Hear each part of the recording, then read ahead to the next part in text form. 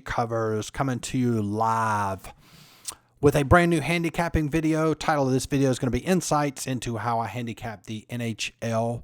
We're going to review my first win of the 2019-2020 season, show you how I handicap NHL. So let's get started.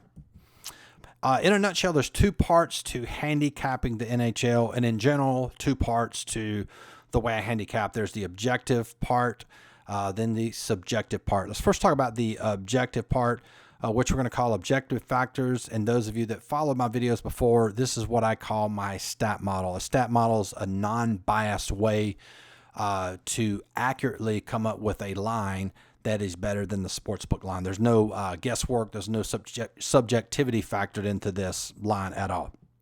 So the first thing we look at even goal differential in hockey. So what we're doing is we're going to look at how well your team performs against the other team when we have even numbers on both sides of the ice. Second thing we're going to look at power play. And I'll go ahead and show you the third one, of course, is going to be penalty kill, which is the opposite of power play. Now, this is very important. You might be saying, well, power play and penalty kill, power play doesn't occur that often during a game. That is true. However, the impact it can have on a game, the impact it has on a score is huge. So in a nutshell, these are the three things that I come up with when I'm creating a line and part of my stat model. Now, years ago, some of you heard my story. This is like probably like 2004, the beginning of 2015. I had this.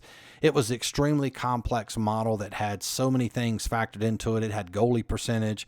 And those of you that are wanting to try to create a stat model, the more complex you make it, the worse and less predictable it becomes. The more simple you make it, the better it is. Just like in baseball, there's two parts, right? There's hitting and there's pitching. And for me, I use OPS, which is a very good factor that you can use both to assess how good a pitcher is and how good a team hits using OPS. So for hockey, it's these three things. And one key factor of all stat models and the correct way to handicap is I only use stats from the last 10 games. This gives us a huge edge over the general public, and I'll explain why. Because let's say it's December and there's a team that's doing real well right then in December, but they have a poor record because of how poorly they played in October, November. The general public will look at that record and be influenced by the record, whereas we might look at that team as playing really well and scoring well, have a good power play percentage, have a high penalty kill percentage in the last 10 games. So we can find great value because that team might be a huge dog, and even though and when you look at our stat model, they might be favored. So using the stats from the last 10 games is huge. In football, I use stats from the last 5 games. Baseball, we use 10 games. NCAA basketball, we use last 5 games. So recent stats are a very good indicator. And the line that I'm looking for, the best indicator of future performance is most recent performance. So if you're taking notes, you want to learn this business, write that down. That's important.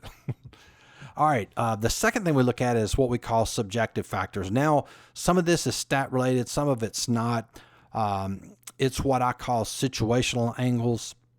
Again, it's not really stat related, but somewhat. So just to give you an idea, I used to factor in goalies into the stat model. I don't now. So for goalies, we look at recent performance. Are they in form or are they out of form? A good goalie might give up. I look at like the last 3 to 5 games. He's given up 1 goal, 2 goals, maybe a shutout, 2 goals, 1 goal. That would be a goalie that's performing really well, that's in good form. Bennington for St. Louis. And what you might find is somebody like him, if he's in the net, but let's say he's out of form, maybe in the last 3 games he's given up 4 goals, 5 goals, 3 goals. The public will perceive him as, hey, he's a great goalie, although recent performance is the best indicator of future performance. It's another way we can find value. So we look at goalies' recent performance. A home and away record is important in NHL. Some teams do not perform well on the road, and that's a huge angle to factor in. Oh, and one thing I want to talk about, subjective factors. The way most people handicap, the reason they do it wrong, they they will look at one situational angle. I saw somebody made a prediction yesterday to play against Carolina, which is the game I'm going to talk about, the Hurricanes. And the whole premise of their play was based on the fact that Carolina's backup goalie was in the net. You can't just use one situational angle. You have to have, first off, you have to have value, because if there's no value, there's no need to play the game. And then you have to have a couple situational angles in your favor, and that ensures you that you have the best chance of winning the game. So home and away record is definitely something you need to look at. Most teams generally perform well at home, but that's not always the case. But definitely you want to look at a team's away record when they're on the road. Injuries are a huge factor in NHL. You will have injuries, so you definitely need to read information. I do. I read a lot of pregame notes. I follow the beat writers on Twitter. That's a huge suggestion that I will throw out there. A tip I will throw out to you guys. What you can do is go to Google right now. Let's say if you're getting ready to wager on the Florida Panthers. So you would go to Google, type in Florida Panthers beat writer Twitter, and it will pull up that beat writer's Twitter account. And then you just go to Twitter, and he can give you inside information.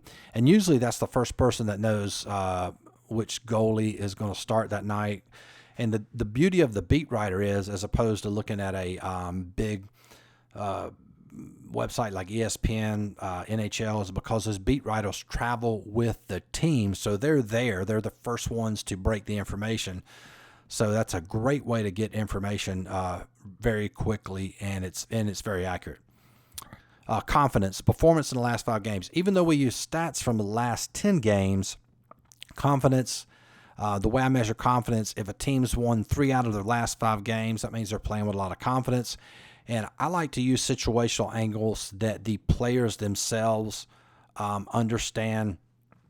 For example, like if you remember when we all played sports, recreational sports, whether it was hockey, baseball, whatever, you knew when you were on a bad team, right? Or you knew when the team wasn't performing well. You're like, man, we've lost the last 4 games. It does factor in. You got to realize we're all human beings, and especially even though professional athletes are, confidence is a huge, huge factor. So we want to, for the most part, wager on teams that are playing with a lot of confidence. And 5, playing the 3rd game in 4 days. This is a huge situational angle to look at. Again, a mistake a lot of amateurs and even people that are so-called good handicappers make is they'll play against a team just because they're playing their 3rd game in 4 days. It's not always the case. You can't just play that angle. If a team is playing their 3rd game in 4 days and it's on the road, that 3rd game, they will be heavily fatigued. And it's just something that you have to factor into your handicapping. Sometimes you'll see that 3rd game in 4 days at home, and it's not as bad. But if that 3rd game is all of those games are away, and that 3rd game is away, that's very tough on a team, and fatigue is definitely something we factor in. Okay, this is the stat model, and we're putting in the numbers. This was the game from 10-8, last night, Carolina versus Florida. So again, we use even goal differential. So what we do is, if you see where it says Carolina 10-4, so Carolina's, this was, now one of the tough parts about handicapping this early in the season, you don't have a lot of statistical data, so you have to be cautious when handicapping and wagering. So Carolina had 10 goals total. 4 of those were power play goals, so you have to take that out. So that's 6. And then they had given up 8 goals. 2 of those were power play goals. So in essence, they've scored 6 goals and given up 6 goals. So they were even as far as the amount of goals that they scored versus the amount of goals that they gave up when you had even numbers on opposite sides of the ice. Same deal with Florida, 6-2 and 8-1. Important to note, though, so 6-2, so Florida actually even goals for was 4, and even goals against, after you factor out that power play goal there, that would be 7. So they were -3 goal differential. And power play, Carolina a little bit better than Florida on the power play. Florida had only two games, so we had limited stats. Penalty kill, Carolina was 84%. Florida was 75%. Now, they might seem like they're close, but those are further apart than you realize when it comes to how my stat model factors this in, which we will look at on the next page. So what we're going to do is we're going to look at my line versus the odds makers line. Carolina had a power ranking of 117. So what I do is I take all of that information you saw on that previous slide and I put it together and create a power number, which for Carolina is 117. Then I take that power number of 117 and I convert that into a line. It's just a chart that I have. If you are subscribed to my power rankings, you can get that for $20. You get power rankings for all of the NHL games. It's updated daily. I haven't started my power rankings yet. It will probably start after teams have played at least 5 games. But again, you can pick that up for $20 a month. You get the first 3 days for free. So that's important. So my line for that is 145. So I had Carolina minus 145, Florida 106 power ranking. That converts into a line of minus 115. So I don't create a line the way the odds maker where I make one team the favorite, one team the dog. I just compute it as exactly how it comes out in my power ranking. So Carolina was minus 145. However, how this game went down was when I finished playing golf yesterday afternoon, I looked and just checked the line. I saw Carolina at plus 165 and was just blown away that line was that Carolina was that much of a dog. And then I went back and did my power rankings and then said, hey, this is definitely a play here. So Florida at the time was minus 145, and I think just the public overreacted to the backup goalie situation, which sometimes can work in our favor because they overreact to it, and that skews the line a good bit. So, again, that's a huge spread there. And how you can calculate spread, this is one thing I want to bring up. I hear a lot of people talk about value. They're like, you're looking for value. You have to be able to statistically quantify that value. So many people say, oh, there's value in playing Florida. No, unless you have a stat model, there's no way to calculate the value. So unless you create a line that is 100% objective, there's no way to know that the line the odds maker has is good or not. There's no way to know, because if you're just coming up with one, then that's a subjective line. Okay. So if you take 145 now, since that line is 165, we have to add 100 to it because that shows the actual difference in that line. So if you take minus 145 and you go all the way down to 165, if you're going to divide those to come up with the correct margin, you have to add 100 to the 165. If that confuses you, send me an email, mg@mgcovers.com, and I'll walk you through this. So in essence, 145 divided by 265, that equals 0.54. To get the true margin, we subtract 1, so 46% margin. That means the difference between our line and the odds maker's line is 46% off. That is huge margin. And I've talked about this in previous videos as well. The way to think about this thing, think about this. If you go into Best Buy, you walk in there, Best Buy, and you see a TV that you like, big TV, and they said, hey, this TV is 10% off, big screen TV or whatever, HD, 4K. 10% off really isn't that. I mean, it's a decent deal. It's better than paying full price, but it's not a, quote, great deal. If you walked into Best Buy and they said, man, we're having a blowout sale, this TV, 4K TV, it's 46% off, you would say, man, that is a great deal. Well, that's what we're trying to do in the handicapping business. We're looking for good deals, good margins. I would still go way down and play a game if it had 15% margin. This case, we had 46% margin. It was a no-brainer. So we played it plus 165, and of course Carolina won convincingly, 6-3. So that's sort of the going through that quickly. There are some. I didn't talk about the situational angles that I factored into this game, but I considered those as well, and might do another video when we talk about that. So again, that's the essence how I do it. Next page. If you've got a big announcement we're going to make. If you want to subscribe to our plays, daily picks, you get all of our plays for all sports, $49.95, and you get all the power rankings for free. That would include Major League Baseball, which is practically over. We don't do any power rankings for baseball, and we don't do the playoffs as well. So it would be NFL, college football, soccer, NHL, and NCAA basketball when it starts up in November. So $49.95 a month.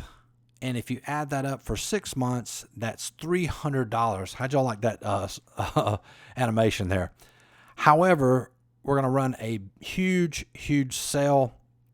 What we're going to do is we're going to get all picks, all sports for $199 for 6 months.